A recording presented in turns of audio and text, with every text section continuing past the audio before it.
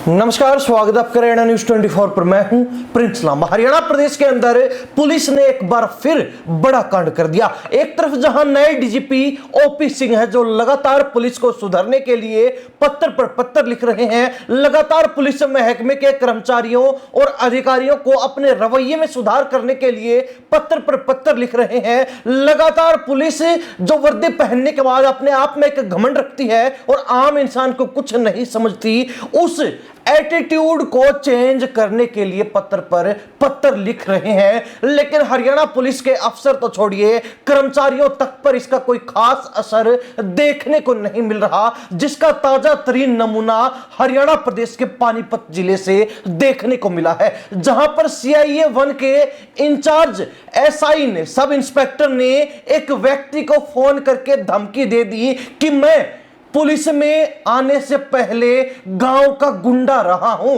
और तुझे मरवा दूंगा, तुझे गोली से मार दूंगा, तेरे को खत्म कर दूंगा। इस तरीके की बातें सामने आने के बाद और जब एसआई की तमाम इन बातों की रिकॉर्डिंग उस युवक ने एसपी को पेश की, तो एसपी ने तुरंत प्रभाव से सीआईए 1 के इंचार्ज को लटका दिया, यानी कि सीआईए 1 के इंचार्ज पर कार्रवाई करते हुए उसको लाइन हाजिर करने का काम कर दिया। अब ये पूरा मामला क्या है, कैसे सीआईए 1 के इंचार्ज ने ये कांड कर दिया, सब कुछ आपको विस्तार से बताते हैं। मामले की शुरुआत हरियाणा के पानीपत जिले में दो भाइयों के जमीनी विवाद से होती है, जिसमें एक पक्ष को CIA in charge sub inspector Sandeep ने फोन पर एनकाउंटर की धमकी दे डाली। सीआईए इंचार्ज ने कहा कि नौकरी से पहले मैं बदमाश था। पीड़ित ने इसकी ऑडियो रिकॉर्ड करके और एसपी को दे दी, जिसके बाद एसपी ने मामले की गंभीरता को देखते हुए सीआईए 1 के इंचार्ज को तत्काल प्रभाव से लाइन हाजिर कर दिया और साथ ही इसके खिलाफ विभागीय जांच भी शुरू कर दी है, खोल दी है। अब एसपी ने सीआईए 3 प्रभारी इंस्पेक्टर विजय को सीआईए 1 की अतिरिक्त जिम्मेवारी सौंप दी, क्योंकि सीआईए 1 के इंचार्ज को फिलहाल लाइन हाजिर करके और उसके खिलाफ जांच खोल दी गई है।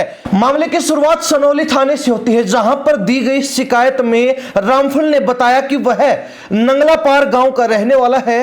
23 अक्टूबर की रात 1:29 पर उसके बेटे राजन के फोन पर सीआईए 1 इंचार्ज एसआई संदीप का फोन आया। 2 साल पहले उसके भाई आजाद के साथ हुए झगड़े में संदीप इन्वेस्टिगेशन ऑफिसर था, आईओ था।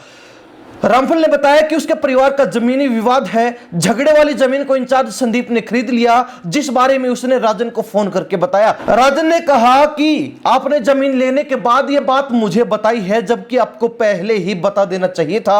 हालांकि राजन ने यह भी कहा कि अभी भी अगर आपने जमीन ली है तो मुझे इसमें कोई ऐतराज नहीं है।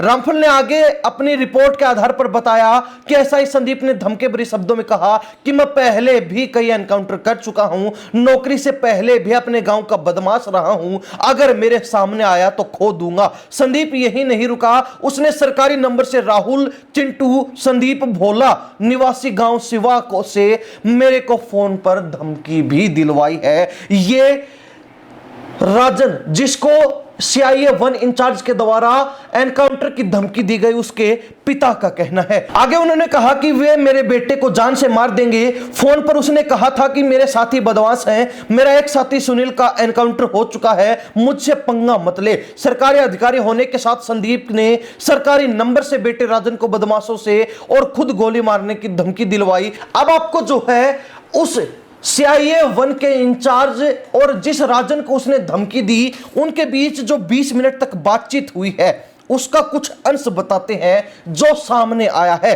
जिसमें एसआई ने फोन करके कहा कि बेटा मैंने तेरी मामी के नाम पर यह जमीन करवाई है, 80 लाख रुपए लगाए हैं, यहां कम्युनिटी हॉल बनाऊंगा। राजन ने कहा कि कोई बात नहीं मामा, करवा ली तो मुझे कोई ऐतराज नहीं है, पर यह बदमाश मेरे घर में घुसने की बात क्यों कर रहे हैं? मामा आपने अभी शराब पी हुई है, ये जो आपके पास बदमाश बैठे हैं इन्हें मेरे घर भेज ही दो। एसआई आगे कहते हैं कि मैं अभी पुलिस वाला हूं, नौकरी से पहले मैं गांव का बदमाश रहा हूं, मेरे जो साथी थे उनका एनकाउंटर हो चुका है। राजन ने इस पर कहा कि मामा आपने ही मुझे यहां बुलाया था, मैं यहां नहीं हूं, मैं हरिद्वार में अपनी बहन के घर आया हूं। जिसके बाद एसआई के फोन से दूसरा आरोपी कहता है कि तू जहां भी है बता दे, हम वही आ जाएंगे। राजन ने कहा कि मैं बहन के घर भैया दूज मनाने आया हूं, मामा सुबह बात कर लेना, अभी आपने शराब पी हुई है। जिस पर एसआई राजन कहते हैं कि मेरे सामने मत आइयो, नहीं तो खो दूंगा, नाश कर दूंगा। राजन ने कहा कि मुझे पता है मामा, मेरे चाचा आजाद ने ये विवादित जमीन भी आपको इसलिए दी है ताकि आप मेरा एनकाउंटर कर दो। जिस पर एसआई का कहना है कि जिले की सीआईए 1 का इंचार्ज हो, इसका मतलब समझता है ना तू। तो राजन ने कहा कि हां बाबूजी मुझे पता है, आप मुझे मरवा सकते हो, इसलिए मेरी इतनी हैसियत नहीं है कि मैं आपकी खिलाफत कर सकूं। जिसके जवाब में एसआई ने कहा कि तूने अपने चाचा को गोली मारी थी, मैंने तुझे तब भी कुछ नहीं कहा। जिस पर राजन ने कहा कि मैंने नहीं मारी थी, आपने रिमांड पर जबरदस्ती कबूल करवाया था।